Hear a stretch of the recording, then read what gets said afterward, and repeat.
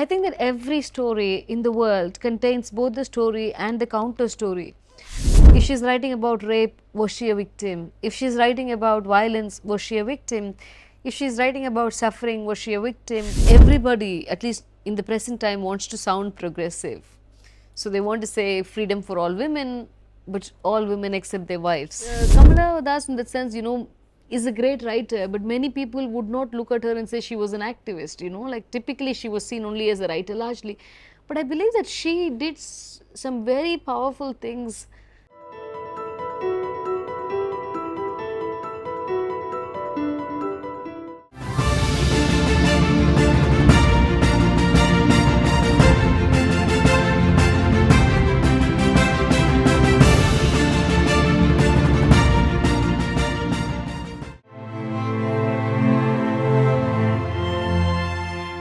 When I started to write Miss Militancy, this was about 15 years ago, and this was like my second book of poetry, and I wanted to do something with Tamil and Hindu myths, and I think myths are very important in any society, because what is a myth? A myth is a story that a society tells to itself. So a myth is a story that if there is a story of Sita, it tells you women should not step across the line, women should listen to other people, women should, be willing to go through any number of tests. But I think that every story in the world contains both the story and the counter story. So on the one hand, when they say this story of the Ramayana, they say this is what Sita is, she's the good wife, she's the patient wife, she's the all suffering wife. But the story also contains its actual opposite, which is Sita is the first woman who steps across the line. Sita is a woman who speaks to a stranger. And Sita is a woman who says at some point, if you suspect me, if you treat me badly, it doesn't matter what you sacrificed for me, I'm going to walk out. I'm going to be this fierce, independent mother. I'm going to go away from you because I want to be treated the way I want to be treated. So I think that when you have any story, there are multiplicity of readings, and it's always possible to take the bare bones of a story and to give it a very feminist reading.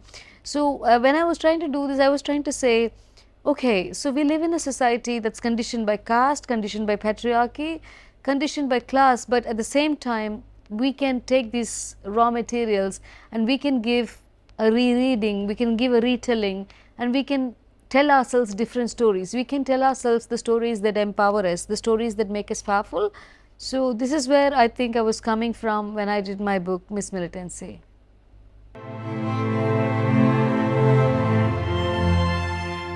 When we talk about what is happening to women writers and the way in which our work is received, I think there are a couple of things that we have to look at very attentively.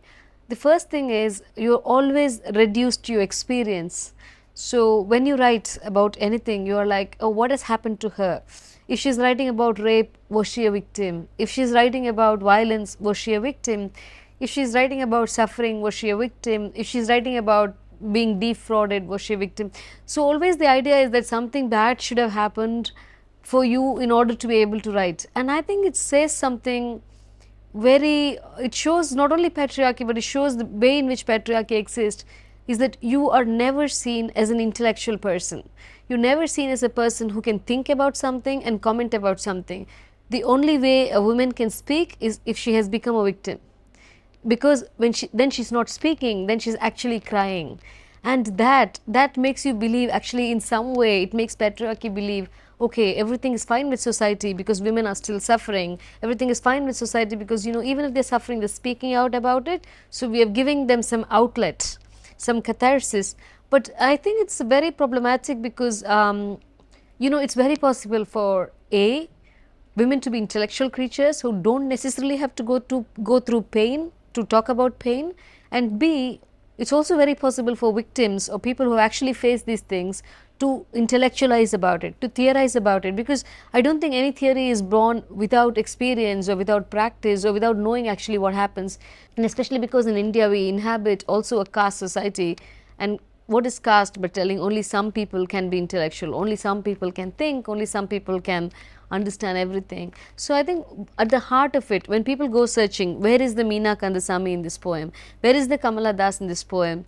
Uh, it means they are not thinking about you as an intelligent person, as an intellectual person. They are very curious, and this is where one is this aspect that, you know, the disregard for women, and B, the curiosity. I think when you're a women writer, you're even more exposed than I think women politicians are.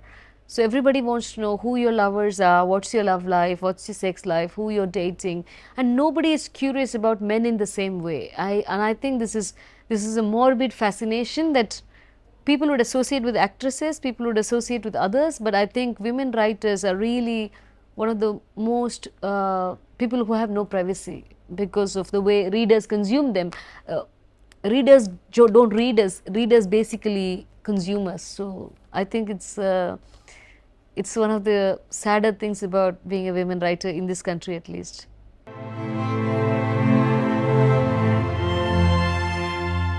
What's happening here is that it's not only a communist problem, it's not a BJP problem, it's not a right wing problem, it's not a, you know, any party problem, it's not any society problem. The problem is that everybody, at least in the present time, wants to sound progressive. So they want to say freedom for all women, but all women except their wives. Freedom for you know, all women, there should be great employability, and the same people who say, okay, there's so many women in the workforce, you go and check in the house, the wife is definitely just a homemaker taking care of the children. So, you know, like, you have this absolute duplicity, and I don't think it's an issue that only writers face or only writers can expose. I literally think it's everywhere because of the nature of our society.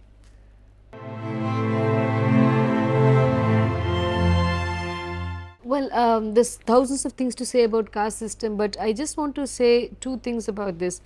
The first way in which I think we have to understand and approach caste and is to look at it as an extremely feminist issue.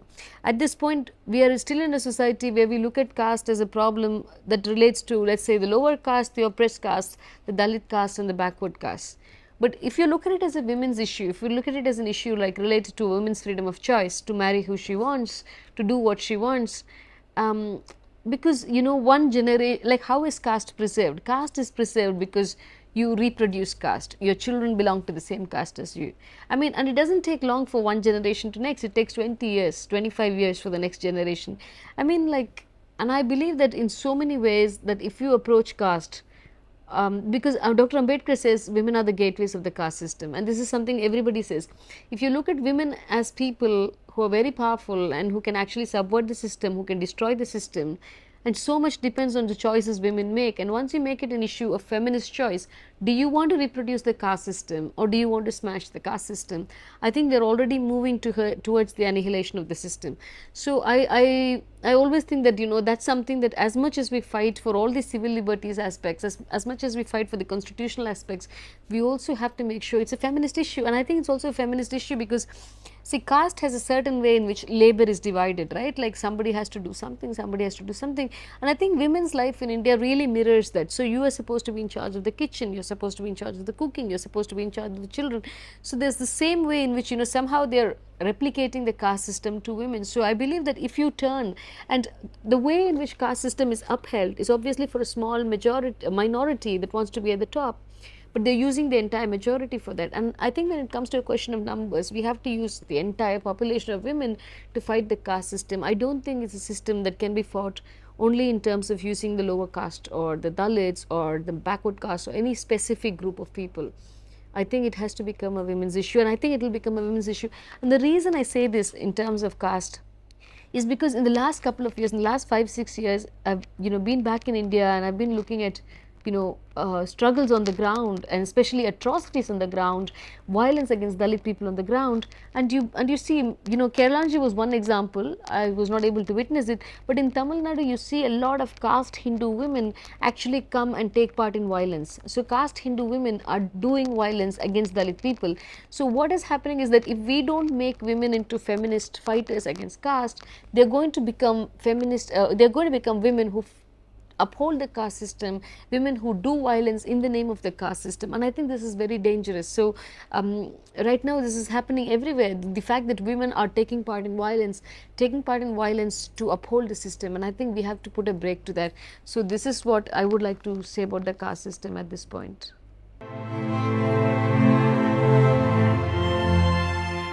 This question of writing and activism, I think that I was a writer largely because of circumstances, because I read people like Kamala Das, and I remember reading her when I was 13, 14, and suddenly I realized that, okay, this is what it is to exist in a woman's body, you know.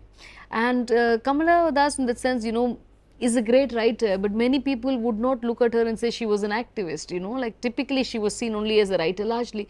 But I believe that she did some very powerful things even as a writer, like to talk about female desire in the society. It was not a small thing. To embrace Islam in a society that's extremely Islamophobic today, it was not a small thing. And to decide to actually stand by it, you know, like a lot of people would just convert and then reconvert and then be whatever they are, but to stand by it till the end of her life, all these are not small gestures. So I believe that, you know, writers can be in and of themselves political. And I also think she ran for the elections at some point. So, you know, there are very powerful women like, or Arundhati Roy, for instance. These are women who absolutely inspire me and inspired me to take up writing. So my journey into writing was through these women, Kamala Das, Arundhati Roy. So politics and the personal was, you know, not something you could divide. So I see them as very organic. Politics and writing, you know, coexist with each other.